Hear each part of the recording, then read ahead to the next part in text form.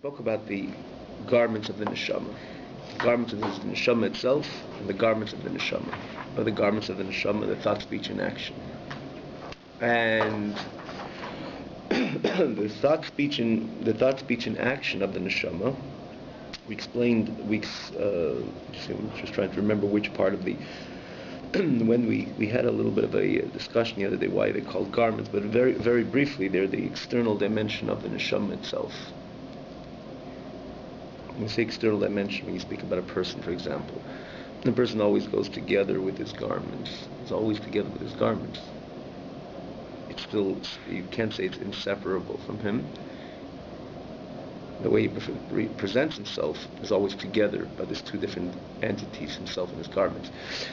Similarly, when you're dealing with the neshama, is the neshama itself the core of the neshama, which in the third chapter the Alter Rebbe explains that this is the excitement of the neshama, its appreciation in godly pursuits, an intellectual level, an emotional level. It's a part of God. It loves God. It fears God.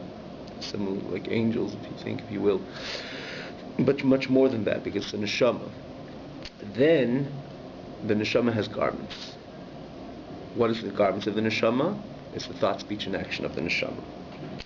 And we explained also a bit at length, we're not going to go into it right now, but precisely through the thought, speech, and action of the neshama, that's when the neshama can engage in learning Torah and doing mitzvahs.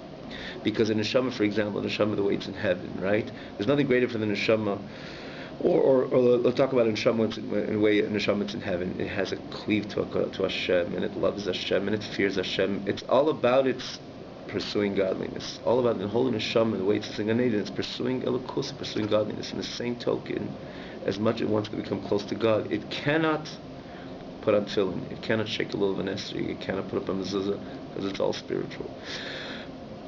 At what point can the neshama engage in learning Torah and doing mitzvahs?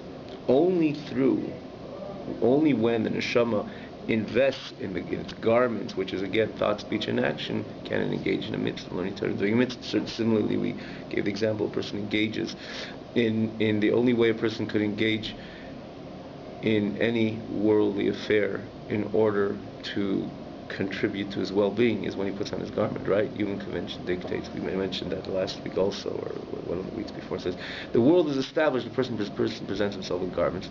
It's so vital. It's so essential. You're not talking about you're not talking about the context to warm himself up, just to put something on in order to present yourself to the outward, right? So the most important part is the person himself. He remains healthy. What are the garments? Even if it seems so external, but that's the way the person could go to a business deal and to interact in any way for him to gain knowledge or to gain experience, or to, like we said, to sign a contract and to make money. You got to wear your garments when you present yourself out to them. So when you can say, and why is it so important? Because that's the way it's established, right? Similarly, the neshama itself, in order to engage in Torah mitzvahs, has to put on the garment of thoughts, because it has to have a thought, understand the Mishnah, it has to have some structured thought. This is the beginning of the Mishnah, this is the end of the Mishnah, this is the psak of the Mishnah, and so on.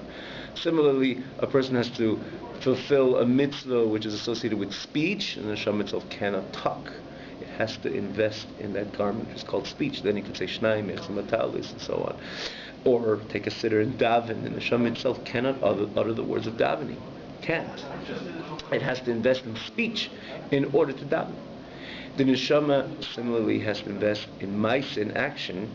We say action in most mitzvahs, significant majority of the mitzvahs. The Torah is all about action. To put on tefillin, it has to have the garment of action. So now, and it has to invest in the garment of action, and then it connects with Torah. And in the same, and as in the example we used before, the gains are when the person interacts with the outside.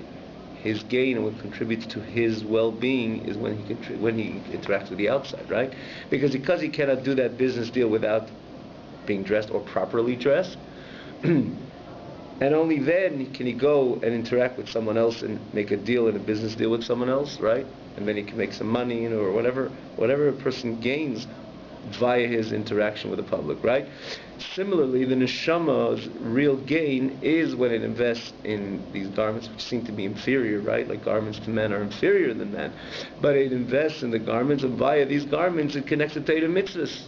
So the real gain is when it descends into its own garments. Why is Torah mitzvah such a gain?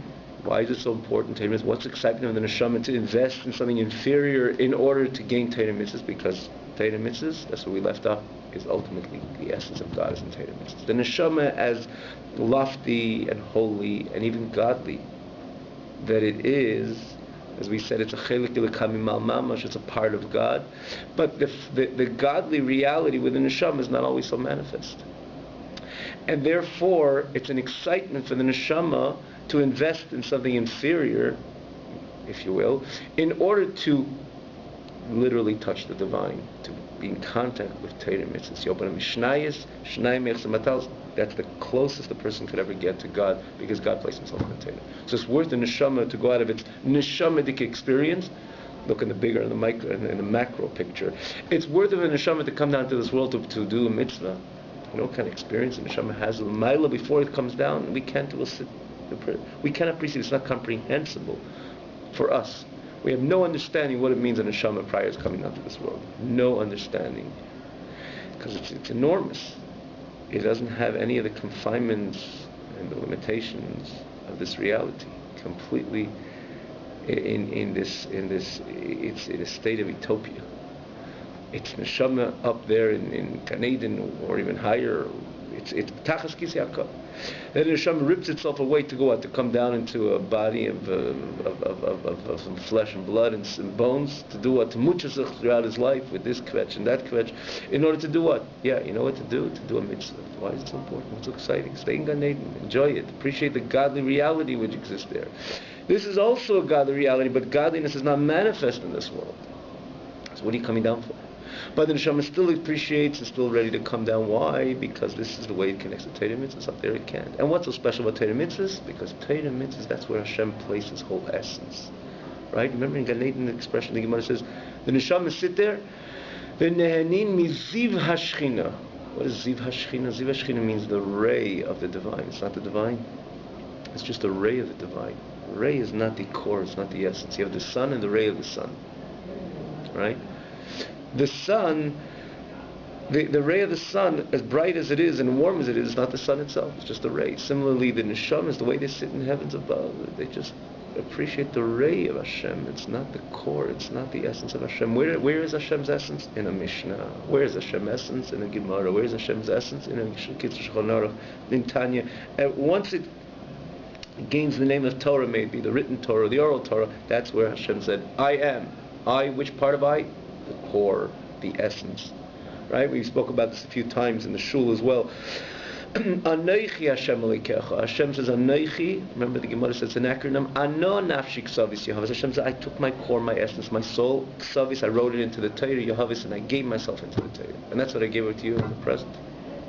So the neshama cannot learn Mishnayos, or cannot learn the Torah the way the Torah is here in this world, where Hashem's essence is when it's in Gan Eden. How much more so? Neshama cannot do a mitzvah. Those that don't have hands, don't have feet, so it cannot go to shul, and it can't do a mitzvah, and it can't shake a little vanesik. But it's worthwhile for the neshama to pull itself away from that enormous, appreciative experience in Gan Eden in order to come down to do the mitzvah. Because in the mitzvah you have, this is the limbs of Hashem. It says in the Zohar, this is where you literally are connected to the essence of Hashem. So when you're dealing with the lofty experience, there's no question, there's nothing like Gan Eden. But when you're dealing where is God? It's like someone has in his friend's house is a little more games, an example, and electronics and gadgets and everything. It's all good. You can get excited about that, but a healthy child will leave that all behind in order just to be at home, without the game, without the gadget. Because that's me. That's where my home is. That's where it's my parents. This is mine. The neshama rips itself away from all those nice, beautiful spiritual experiences in order to come down into this world, because that's where Hashem's essence is. So back into the picture of the neshama in this world. The neshama, there's the neshama itself and its garments. The neshama has to ready to descend into a level which is inferior to it, which is its garments. Right, garments are inferior to the person in order to learn Torah and do mitzvahs, because the mitzvahs, that's where the Hashem's the essence is, and that's where we stop, and that's where we say that v'hinei shleisha levushim. Actually, we learned this part. We won't repeat it because of After Kodesh Baruch Hu. We'll look on the second page. You have it. On the second page, After Kodesh Baruch Hu. It's the middle of the page. So what do we say? That the Torah is the essence of Hashem. So basically, what Dr. Rebbe is asking over here, After Kodesh Baruch Hu Nikrein Sof Ligdalas in Cheker Veles Machshavet Tfisa Beklal. You're saying that Shnai Mechsen Batalis, or any Mishnah, or any halacha, or any piece of Gemara, is the essence of God. If you think about it, could you understand God? Could one perceive, have an understanding of the infinite God? Can't. So, how could I understand the Mishnah? How could I understand the piece of Gemara? How could I understand the pasuk in Chumash? If you say that this is also, let's say, the ray of God, all right, just like in the sun. No one could be in the place, in the domain of the gases of the sun. It's too strong, it's too mighty. You could appreciate the warmth and the light of the sun because it comes via the ray. So if you say that God, the Torah is not the essence of God, and just kind of a reflection, something, an offspring of God, okay, that's why I can understand the Mishnah, I can understand the piece of Gemara. I can understand any part of Torah. God I can, because He's God. But the Gemara I can understand. But if you tell me, the reason why the neshama invests, in other words, the specialty, the appreciation of the neshama to invest in its garments in order to connect to the Torah, because that's where Hashem's essence is. Hashem's essence is in the Mishnah. The Mishnah I understand. Can I understand God? That's what Dr. Rebbe says. After Kodesh Baruch Hu Nikrein Sof, Hashem is called the infinite. His greatness can never be fathomed, right? The less machshav v'tfisa beklal, no thought can ever apprehend Him at all. And not only Hashem, because He is infinite, so too Hashem's will is infinite, Hashem's wisdom is infinite, because it's all part of Hashem. And not only that, first of all, we really don't need a pasuk, because God's infinite. We're finite. How could the finite have any perception of the infinite? Impossible. But He brings a pasuk as well. You cannot don't even try to seek or search His wisdom, because you'll never find it, because it's transcendent by definition. Which is a question mark, right? Will anybody be able to seek and search the wisdom of Hashem? To find the wisdom of Hashem with a question mark? No, we can't. And the pasuk again, another pasuk, my thought, says Hashem, is not like your thought.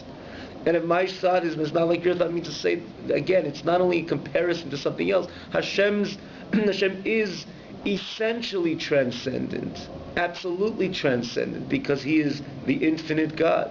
So we cannot understand Hashem. So how could you say that this inexplicable God comes into a Torah which is Chachma Bina to a great extent? Torah itself says, Ki Chachmaschem Ubinastem. It's your understanding, your knowledge, and we can understand. The answer to this is, by definition, it cannot be so. But this is part of the Hashem's kindness, Hashem's greatness. A king comes out to his people, he stands completely abstract, or he's a reserved person. He's a king. He usually stands within. He's everything. This is the composure of a king, that he is transcendent, and even transcendent of his own people.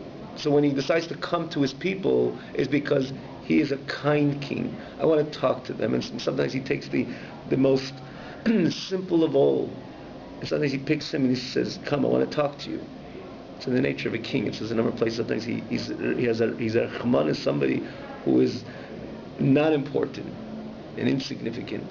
He says, "Come, let me talk to you."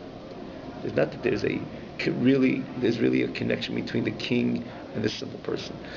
It's an expression of the king's kindness, of the king's compassion, of his mercy. I want to talk to you. I want to hear how you're appreciating the country that I live in. Similarly, by definition, there is no connection between us and Hashem or our perception of Hashem. Hashem is beyond the whole phenomenon of perception. It's certainly not for us to perceive Him or to understand Him.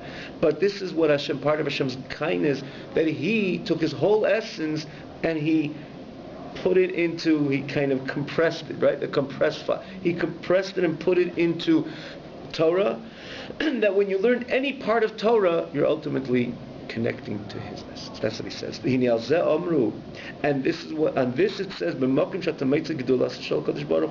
the place where you find the greatness of Hashem, there you will find Shamat HaMeitzah and Vasanuse, there you'll find His humility. There you'll find His humility. Meaning, Hashem condensed His wisdom, is ratzim, which means his thought, the chokhmah in His wisdom, and He placed it b'tayag mitzvah Torah in the 630 mitzvah Torah, ubehil chaysein, and it's in halachas. So when you think about the great Hashem's greatness, part of Hashem's greatness is the fact that He's humble. And we find that we could say it also to compliment a person. We say Moshe Rabbeinu, the greatest of the great, the greatest of the greatest. What does Torah say? He was a on of mikol adam. He was a humble person. If he was so great, why is he so humble? How does it go together? It's just sometimes the greatness of a person is expressed, the fact that he doesn't get lost in his greatness. Now Hashem, you cannot say that because He's absolute greatness, right? Hashem speaks in the pasuk, I am. It's not, you never feel that. Why is He talking so much? Because Hashem is an absolute greatness, right? By a human being, it's not.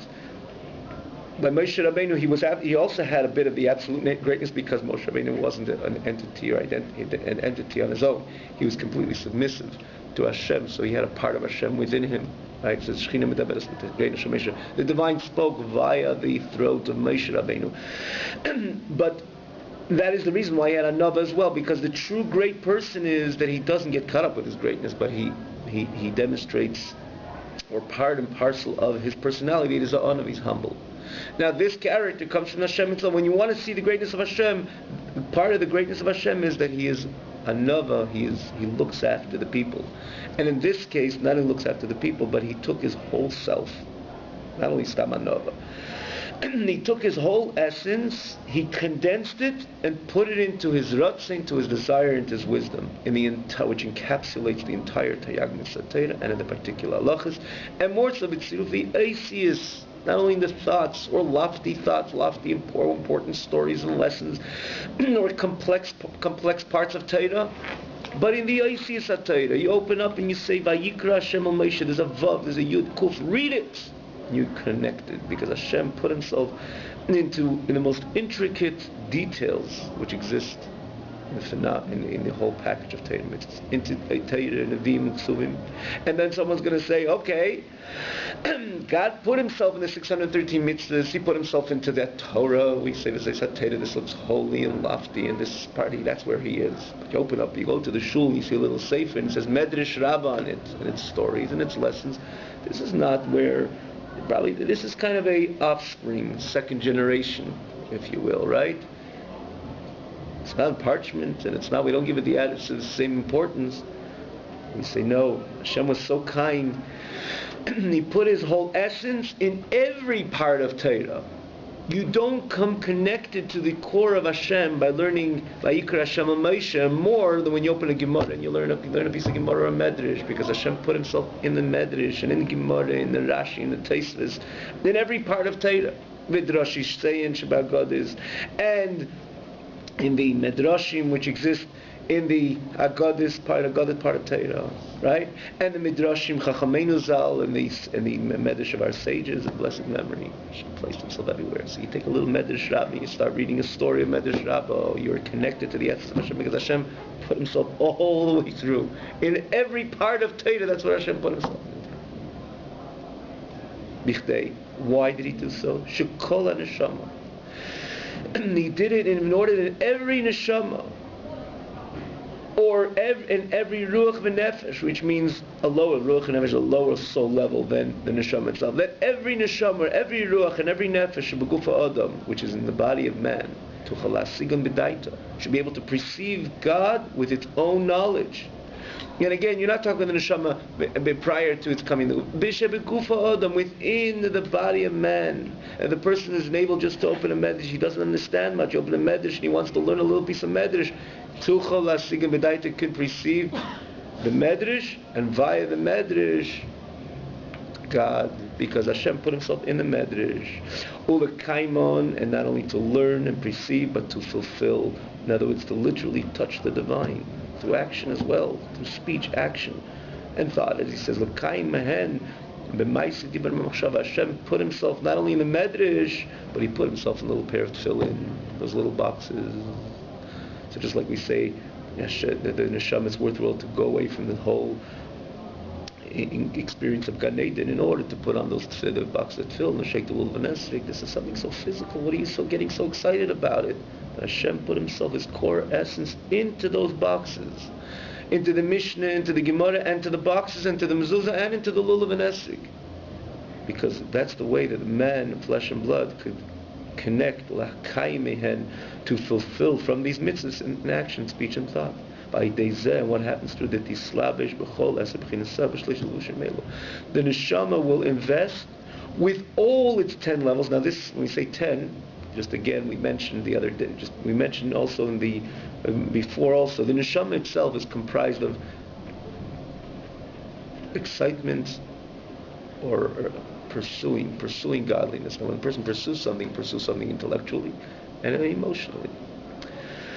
Ultimately, in this case, he can go further. In other words, express his emotions and is understood. But the neshama itself, where the 10 esep b'chinasa, the 10 b'chinas, the 10 levels, because intellect and emotions are divided into 10. There's the 3 intellectual faculties, which is chachma, bina, das, wisdom, understanding, knowledge. There's other definite names to them, but it's correct as well. Wisdom, understanding, knowledge, and we elaborated what's the difference between all 3.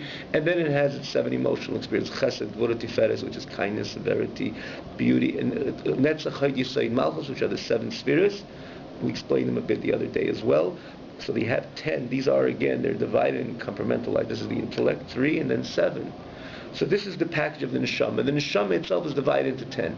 So when the neshama moves away, or it moves away from its, or it does not ultimately satisfied with the neshamadik experience, the way it experiences the neshamadikite via these 10 b'chinot, which is intellectualizing, an intellectual pursuit to Hashem, intellectualizing godliness, getting excited about godliness. But no, it invests b'shleisha levushim elu. It descends into its own garments, or it's ready to invest in these garments in order via these garments it could ultimately be connected to the essence of Hashem, which placed Himself in the Torah mitzvahs. So the neshama in its own can, like we said before, cannot shake the lulav and esrog.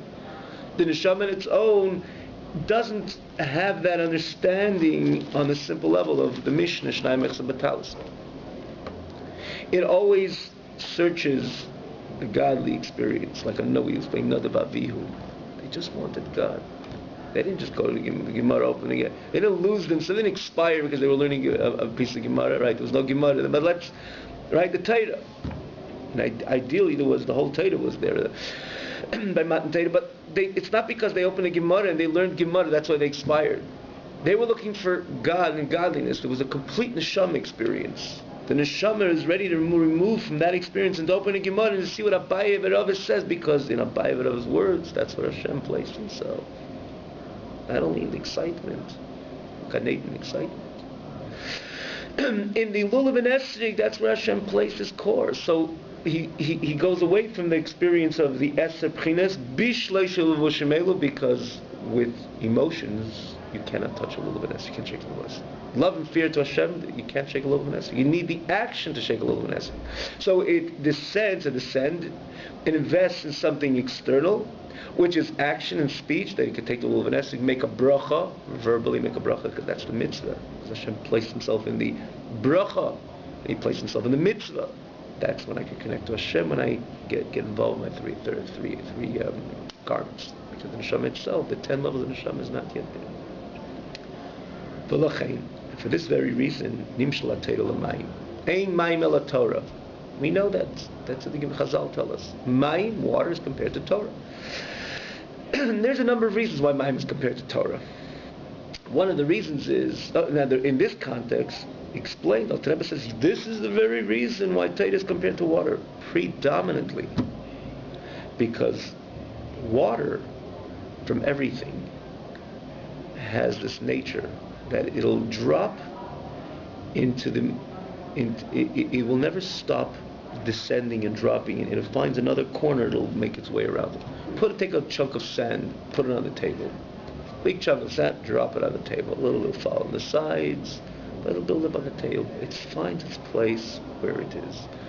Everything gravitates downwards, so a bit will come down in different sides, and it'll fall on the floor a little bit also, because ultimately everything gravitates downwards. And no one does it like water. A water thing spills so much water, everything is because it's spilling and spilling, and you have to go catch it, because if there's any little hole, perforation in the ground, or any twist in it, the water is penetrating there and there and there, and sometimes you don't even know where to look. If it's things are not flat and it's not straight and it's not a place that you can tackle the water, you're not going to find it to where it goes. You will know to the end where it crept into. That's the nature of water. It descends, it rushes down, and it'll go to wherever it can ever, any opening which is lower than its original place, that's where it's going. That's why Torah is compared to water. This is the most clear-cut understanding why Torah is compared to it's compared to water. A person thirsty, and a person without comes to the base of Medrash, he's drinking a Gemara, he feels like it's all beautiful, and it's true as well. That the real reason why Torah is compared to water, because that is what Torah is. Torah is the essence of Hashem. Torah, Hashem placed himself in the Torah, so Torah belongs on high. Something which should not be something which we could relate to, or even shake the lulav and esrig, or relate to be cognizant about. Can't. It's Hashem. That's what Torah is. That it came from the highest place, Mimakam gavoa lemakim namach, to the lowest of lowest. That I'm sitting in the shul, I can't even understand it. He's going to open a medrash, and the medrash says there's a mashal of this. It's like something which is a whole Eibishter. And it says a number of places also. The water which is on the top, on the mountain, before it came down, and the water which came down, is there a difference in the quality of the water? The answer is no. It's the same water which started all the way on top. It's the same water reached the bottom. Didn't change. When you come to certain things, do change. For example, the ray, the way next to the gas of the sun, it's much hotter, forceful, powerful, brighter. It inevitably becomes less strong. Its strength reduces as it moves away from its source. But when you're dealing with water, from wherever it would start, it's the highest mountain, and if it rushes down, that's the same quality water. Because Hashem's essence is not only there and then minimizes it, goes through Torah Shebiksav, through the Luchos, Torah Shebiksav, and Torah Shebapeh, and the Medrash, we got the end of it. It's the same water. And that's why Torah is compared to water, because everywhere, even if it's that little mitzvah, putting up the mezuzah, and you're going to say that's the end of the game already, that's already action, it went through all these different levels, Torah Shebiksav and Torah Shebapeh, until it tells us what to do, and how to put together mezuzah, so I'm already holding at the end game. Now my simple physical hands are putting up the mezuzah. It's not really the essence of God. That's why it's compared to water, because the same water which started all the way on top, and in this case, the essence of HaKadosh Baruch Hu came all the way to Makim Namuch, to the lowest place. Kach HaTorah. The line begins Kach HaTorah. You got it? Kach HaTorah. Yorda mimakim kveda. The Torah descended from its place of glory, Shiritzeni v'chachmasi Yisbarach, which is Hashem's will and Hashem's wisdom. Blessed be He. V'araisa v'kudsha b'richu kol echad, and Hashem and His Torah. The Torah and Hashem, blessed be He, are truly one. And on that level, the less machshava to be cloud, because when you're dealing with Hashem, we cannot apprehend Hashem at all. That is the Makom Gavaya Umisham. And from that highest of height, which is the core and essence of Hashem, Nasa, the Torah traveled and journeyed, V'yarda v'seisar madregas. Then it came down in the hiddenness of stages, which means stage after stage after stage after madrega to madrega, from one level and one stage after the other, as the worlds evolve one from each other, because we know that there's Olamas Elyonim, Olamas Tachtonim, for example, Gan Eden. There's different levels, even Gan Eden itself, Gan Eden El, Gan Eden Tachtonim. One world evolves from the other, and we say evolves, it's because what differentiates a higher, loftier world than a lower. It's not like story 1, story 2, right? You have a building of 25 stories, one is higher because it's physically higher.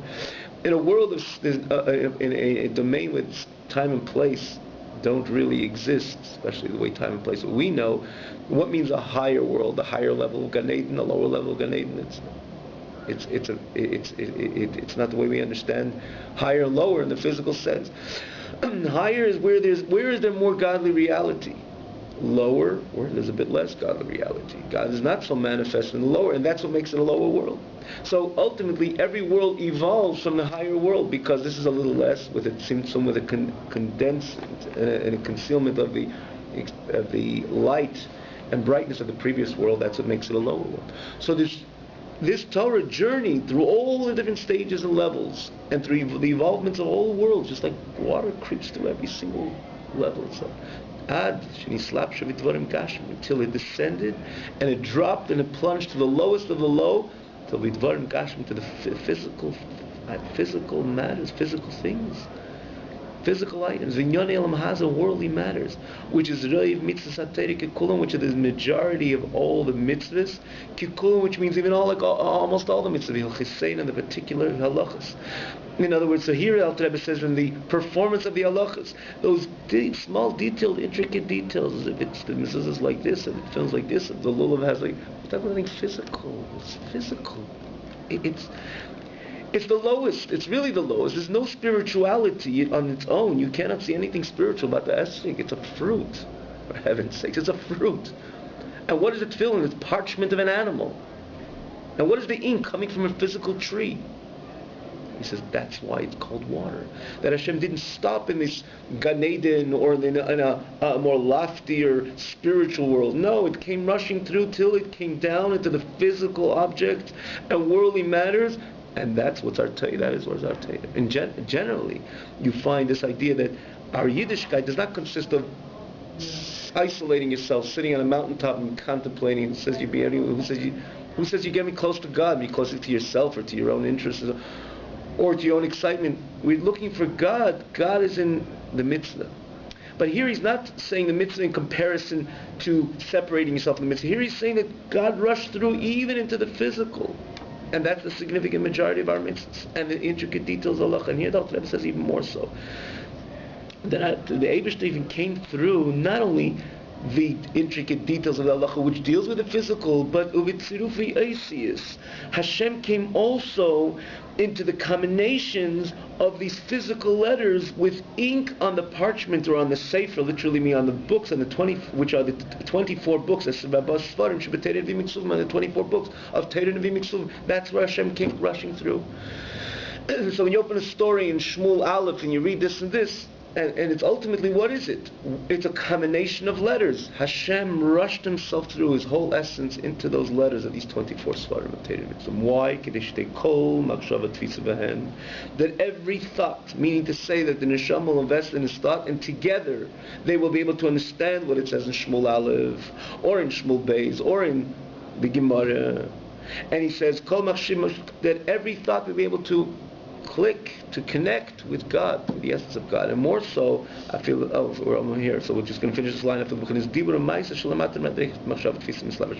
That Hashem rushed through, and again, like we said before, even to the physical dimension of Torah, and as well into the physical reality of the mitzvahs. Why? Because not only we should be able to perceive Hashem with our thoughts, but we should be able to perceive Hashem with our speech and our actions, which are lower than thoughts. And again, mislabeshes behen, to invest in them. In other words, like this, the person also should not say, well, my thought, which is more profound koach, that's the way I'm going to connect with Hashem.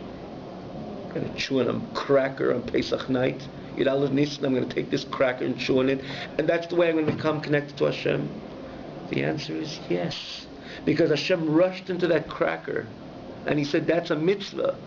And he said he called it matzah.